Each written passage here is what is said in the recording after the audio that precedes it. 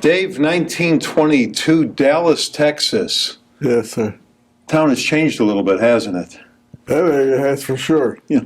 Let's go back. When you were just a little boy, talk to me about life when you were just a little kid. Well, I was born April 15th, 1922, the ninth of 10 children. We lived on Carolina Street from before my birth in 1922 to 1936. The five oldest ones were male. Next was a female, Sarah. Next was three boys, including me as the youngest, and Miriam. And they're all gone now except for Miriam, who lives in L.A. My father's house cost $1,000. It was about 1,200 square feet. We lived in there, and it's because all of us did without air conditioning or central heat or anything. I mean, we slept on the floor on Caroline Street in the summertime to get a little fresh air going through that hallway. My father had about 4 or 5 houses. We had one of them that cost $1,000 on the right, which would be north, was a house. And on the south side, there was 2 other houses.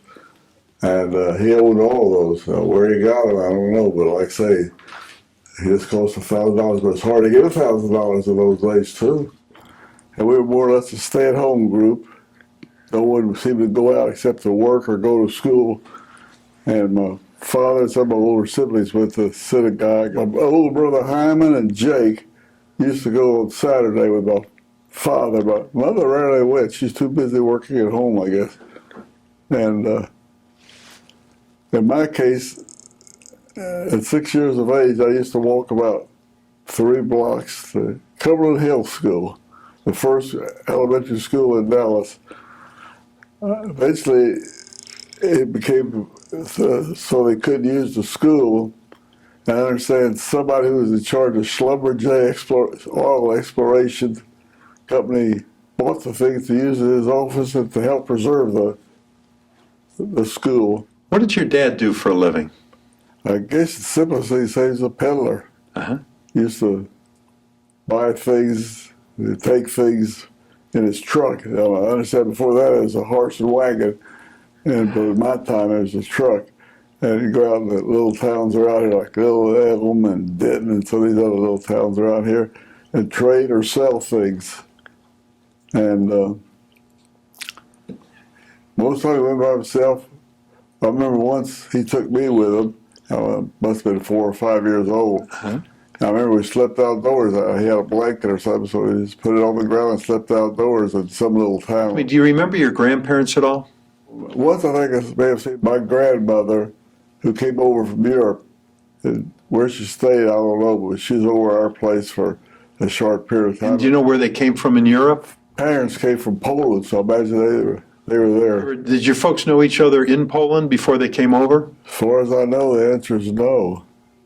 So they met here. The Rachofskys lived within a block of Dave, and Dave's father, A.B. Abraham Benjamin, married Lena Skybell, who was living with the Rachofskys on the same block. So Dave's parents were living on the same block. The Rachofskys thought Dave's father was an honorable man and encouraged him to marry Lena Skybell before someone else could get her. Who was the sister of Mrs. Rachofsky, Katie Rachofsky. Did they ever talk about that journey coming from Poland, why they came over? Not that I ever heard. When you were a young man, the Depression hit. Do you remember how that affected? There's all Depression. Yeah. Do you remember how it affected your family? I didn't notice any change at all.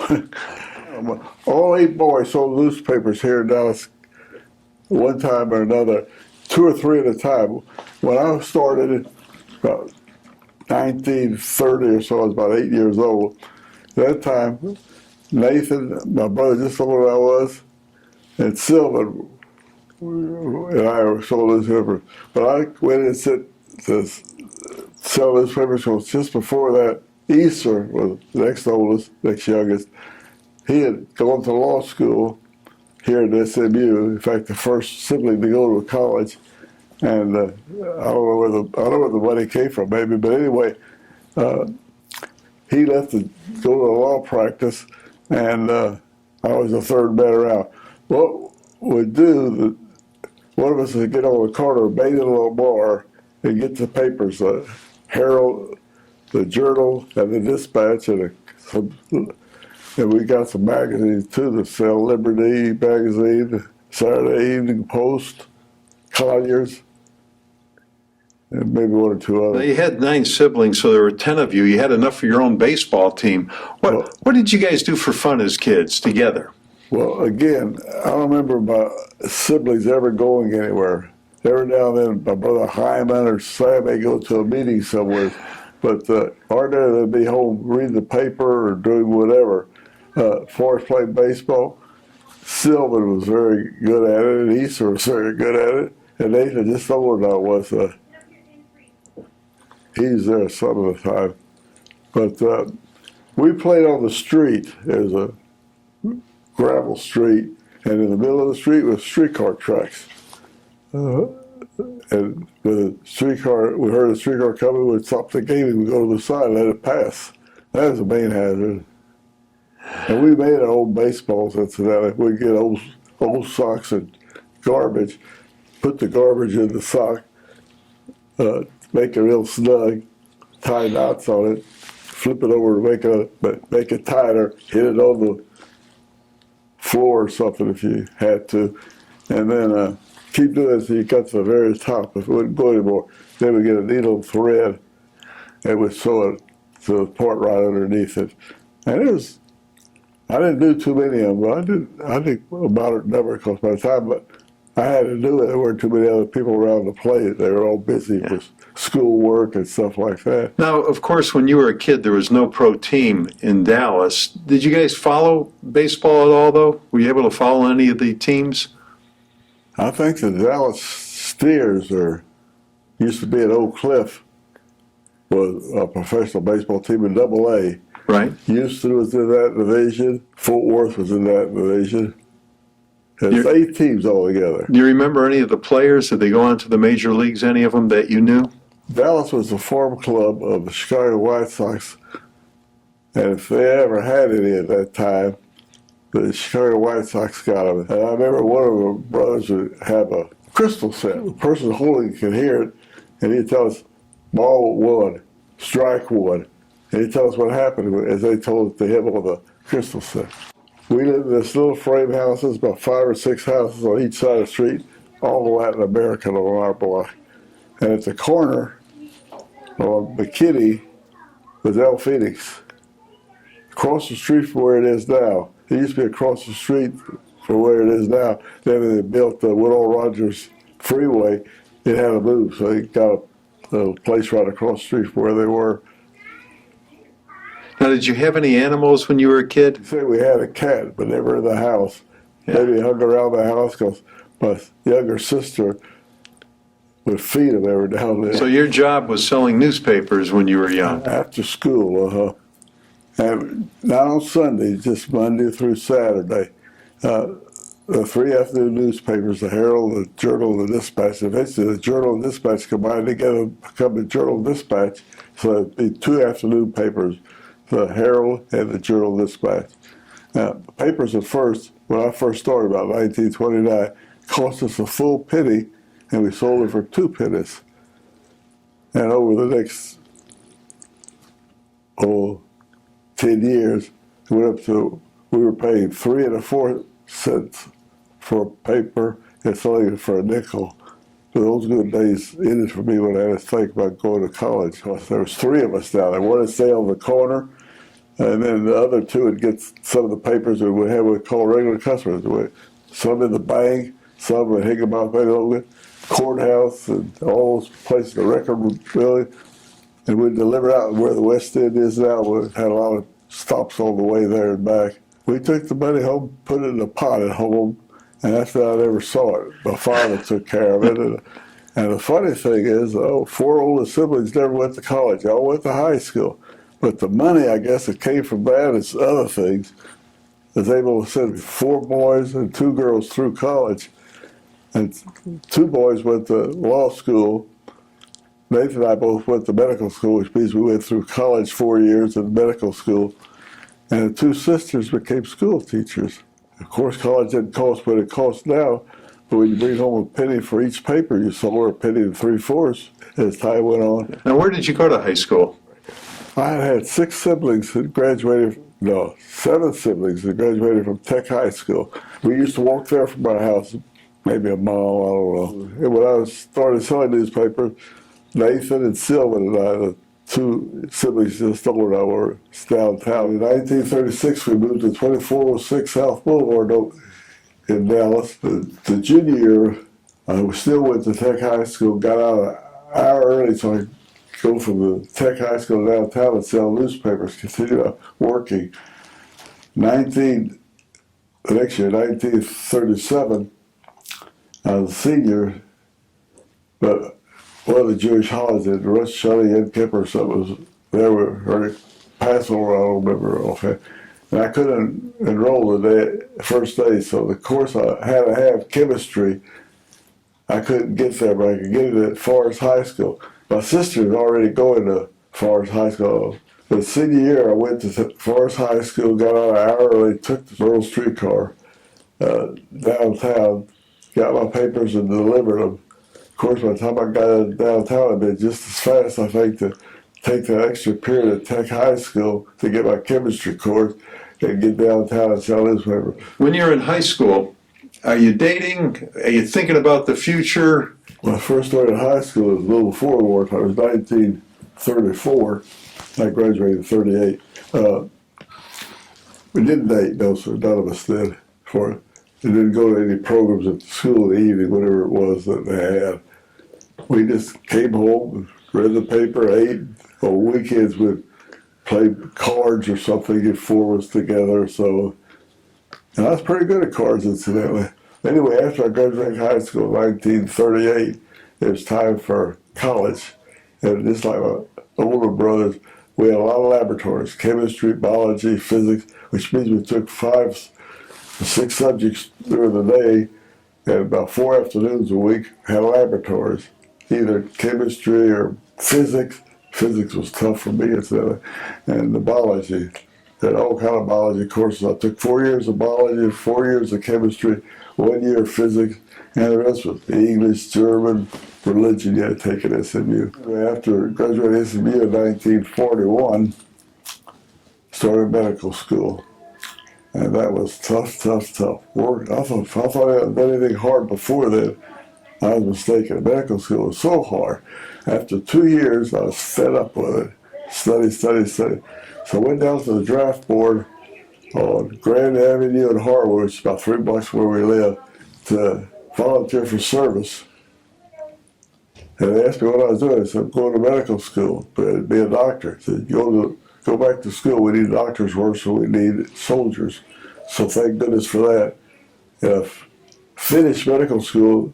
We went summer and winter, had a speed-up program, no vacations. I graduated December the 18th, 1941. Went to New York for an internship in January of that year. That's 44, incidentally. 41 to 44, went to medical school, a little over 3 years, to do 4 years work.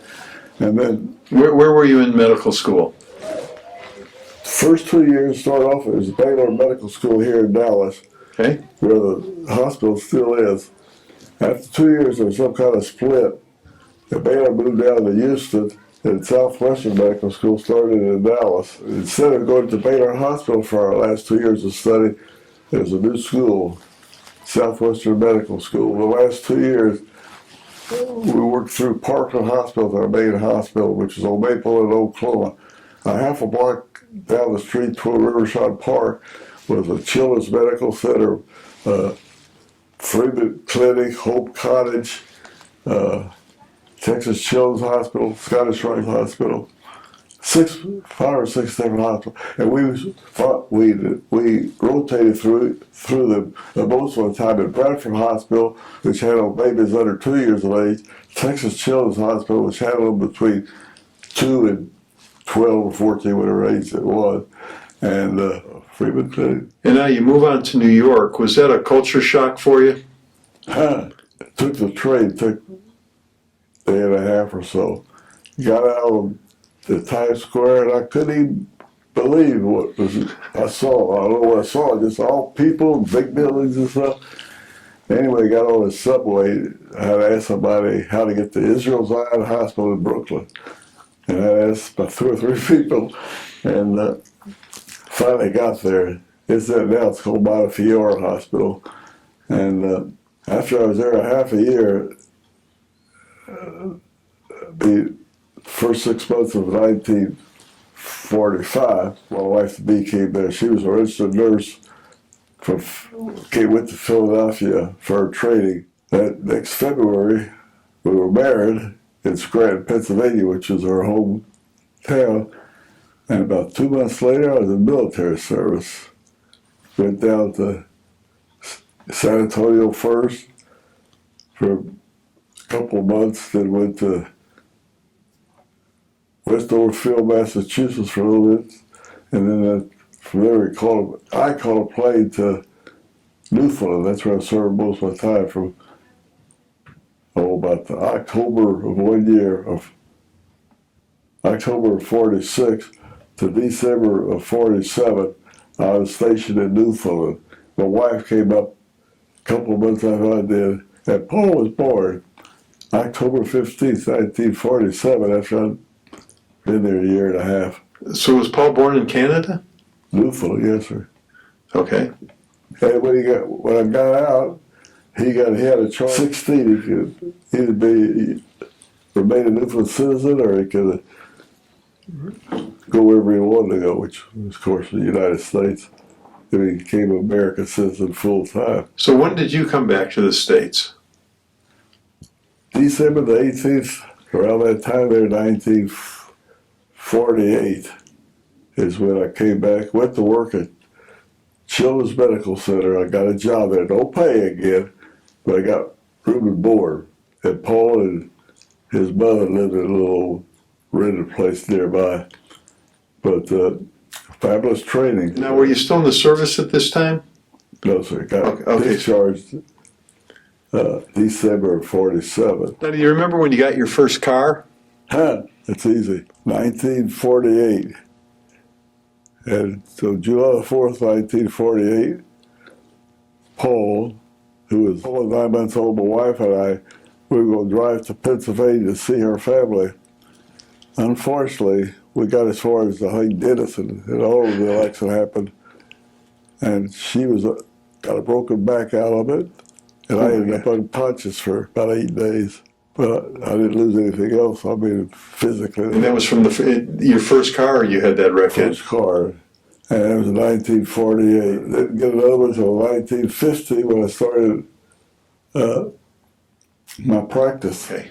And then 48 from then until September 5th. Cook County Children's Hospital in Chicago. Okay. Then I came to Dallas, to Oak Cliff, and started my practice of pediatrics in the Woodward Professional Building. And during the course of 6 months before that, and a couple of years later, I took the Dallas Pediatric Society, whatever I had to do that. I had to pass some kind of examination for the Texas Pediatric Society, which I did, and then for the American Pediatric Society, which gave me the privilege of working wherever I wanted to in the United States. I went someplace in Michigan and passed that examination, so I could practice anywhere in the United States pediatrics. And then where did you guys settle down and call home? I started practicing pediatrics about September of 49 until about that time a year later, 50. And 50 is when I moved to the Woodward Professional Building. As the first doctor actually written there. And Angus Wynn, who had 6 Flags and stuff, had an office in that building. Got to know him real well. We had a lot of doctors there. There's about 2 or 3 different pediatricians in different places. And this is in Dallas? Yes, sir. It's in Oak Cliff. It's November, December 1952. I was slowly building up a practice. Actually, always in the reserves. I couldn't get out of that, which the doctors had to stay there unless they put in a full time. And I got out a few months early because I had to leave. If they counted that, I'd had about 2 years, and that's all I needed. But I was drafted and supposed to go for 2 years. 1953, they called us back for supposedly 2-year term, but after 6 months they let me go. And where were you stationed? In Amarillo, we rented our house for a year with a lease, and we couldn't buy the lease back, so we rented an apartment in Woodwood. Well, somebody occupied our house for another 6 months, and then we moved back to our house. This has been a couple of years. I was doing solo practice, incidentally, and a lot of doctors at that time had groups of 2, 3, or 5 or something. But in my case, I was doing solo practice, and I was available 24 hours a day, 7 days a week, except for a half a day off on Thursday where I took off and somebody took my calls, and I took his calls on Wednesday afternoon, and we worked every other weekend. But we took our own work in the morning, both Saturday and Sunday, but we say weekend from noon Saturday to Sunday morning, then again Sunday noon time to Monday morning. And I got worn out, and skip a few years. In 1971, I'd been there for 18 years doing pediatrics.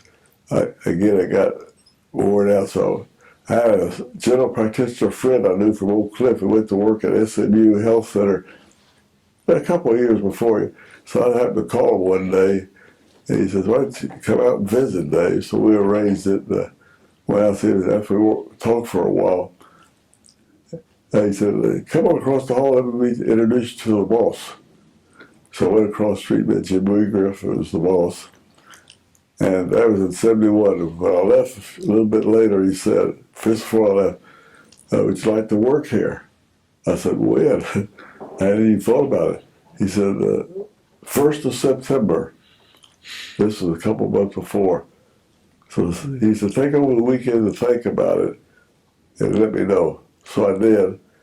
And so I made up my mind to quit my practice and go to SMU to work as one of the doctors there. I called all my patients about the middle of July to the 1st of September to tell all my patients I'm leaving, get your records or whatever else you wanted and needed.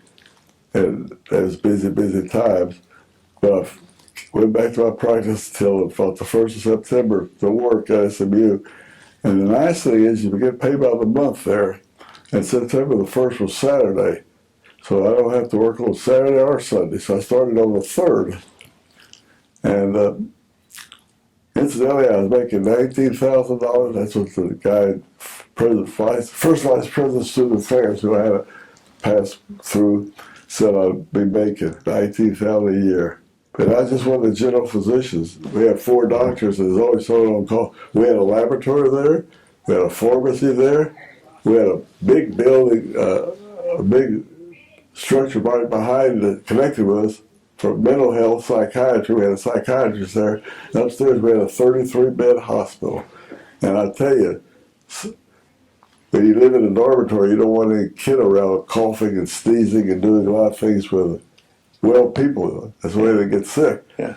So my very first Sunday I had to work, I went there, and there were 33 flu cases, pneumonias, and stuff like that in the emergency in the hospital. And boy, I tell you, that's a good way to get started. There were little raises every year, but 2 years later I became medical director in addition. There were 4 doctors at SMU Health Center. And we were always available, but the main clinic hours was from like 8:30 in the morning till 4:30 in the afternoon. And that's Monday through Friday. Saturday was 8:30 to 12:30.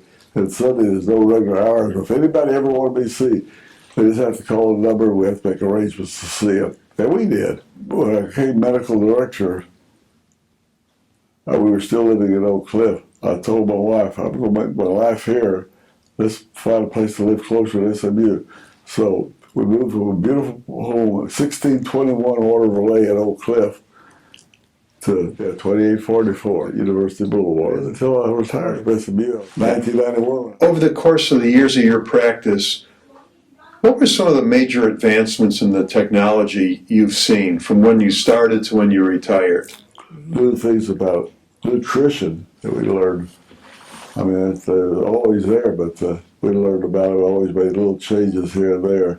And what we did in 1950 in pediatrics is quite different than what we did in 1970. I started in the morning, 7:30, 8 o'clock in the morning. I usually always had to go to Methodist Hospital for a newborn or a sick one. Sometimes I had to go to Baylor, sometimes St. Paul. And St. Paul at that time was on Hall Street in Bryan or something. Sometimes I had a sick kid I had at Children's Medical Center. And then, of course, my practice, I saw my first patient in the office at 9:15 every morning. Sometimes I'll leave home 6:30 or so to get busy in the various hospitals. Sometimes I had to go to 2 or 3 different hospitals, and they weren't all in Oak Cliff.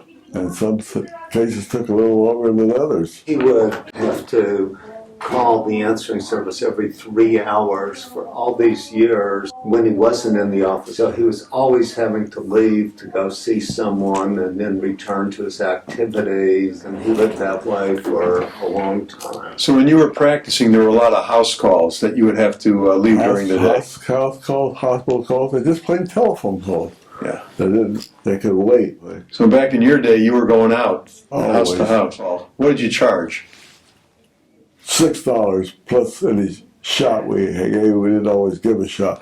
And $4 in the office for an office visit, $6 for a house call. Yeah. Then it went up to $5 for an office visit and $7 for a house call.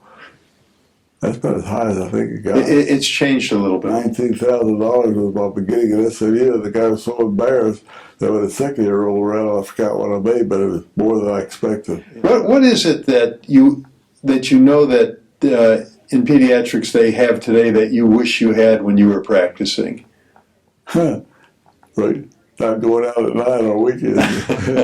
What was the happiest time in your life? I do with my wife, my kids. I'd say the happiest I've seen him, he had 2 boys first, and when my sister Barbara was born, and he was just thrilled. He got that girl that he'd been hoping for. Actually, Dr. Don Harrell delivered Stephen. Paul was in Newfoundland. Stephen was here. And when Stephen came, Don Harrell was one of the leading obstetricians in Oak Cliff. He took on a partner, Haji Henderson, who was a classmate of mine in medical school. And he happened to be on duty when Barbara was born. He said, Dave, got news for you. You know how to take care of a little girl? So he knew I was wanted one, but it didn't work out. It didn't work out, but it worked out. She's fantastic. Now you have the 3 kids. Paul, Stephen, and Barbara. And what does Barbara do now? She's got her PhD and she works and teaches some at University of Texas in Arlington. And Stephen, what is he? He's the acting minister, but he's also written a couple books. And now he's a very well-known actor. What was that like for you when he said he wanted to go into acting? I wasn't in favor of it, I tell you that. I wanted to have something substantial. He graduated from SMU in 1973, and I started working at SMU 2 months later, 3 months later. If I'd been there when he's going to school, I got all tuition benefits. Wouldn't cost anything. He went into acting. What was it like for you when you saw him on the big screen for the first time? Before the big screen, there was a lot of stuff at SMU we saw, and also in New York, he was on Broadway. He was nominated for an award for Groundhog Day. He didn't get it, he got honorable mention. But at least he's nominated. So when you see him in a movie now, you feel differently, don't you? I feel different whenever he started making money. What was the favorite movie he was in that you liked the best? I don't know, but Groundhog Day is when it gets the most publicity. And there was Bill Murray. Yeah, He was yeah. an insurance adjuster. And your other son, what does he do? Paul. He was a physician. Okay, so you were happy with that choice, weren't you? Oh yeah, I was happy with all of I it. just thank Dad every chance I get. I've had a wonderful life, and so my brother and sister have also had wonderful lives because of the incredible hard work and sacrifice of my dad, and we thank him constantly. Can't thank him enough. Well, that goes both ways, I tell you. I couldn't get along without Paul and Judy. Now, in your lifetime, was there an invention that came along that you just went, wow, how did we ever get along without that? Of course, TV came along. Do you remember getting air conditioning? I don't think we ever got it at my first house on Caroline Street, 2220. But at 2844, South Boulevard, when we moved there, we had air conditioning there. Now, in your lifetime, there's been so many momentous occasions on the national scene, some good, of course, some not so good. You lived through war eras, of course, the Vietnam era, the hippie movement, President Kennedy assassination, something good, the moon landing in '69 for the first time, tragedy, of course, of 9/11. What stood out in your mind that you go, gosh, I know exactly where I was when this was going on? When JFK was shot here in Dallas, I used to deliver newspapers and magazines.